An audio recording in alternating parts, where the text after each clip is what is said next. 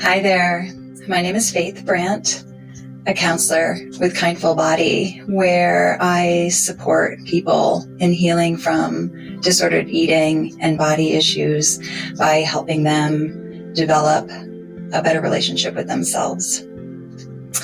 As a counselor, I will guide you toward healing, change, and growth by teaching you coping strategies, including mindfulness and self-compassion, which can increase positive mood and motivation, as well as physical and emotional well-being.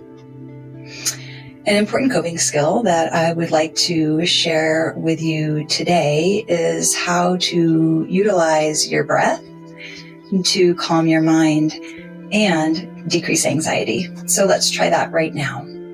With your eyes opened or closed, just take a moment to bring your attention to your breath. Just notice what tells you that your breath exists. Where do you look to find your breath? Do you notice it as sensations at the edge of your nostrils? Do you notice it as body movement or sensation in your lungs?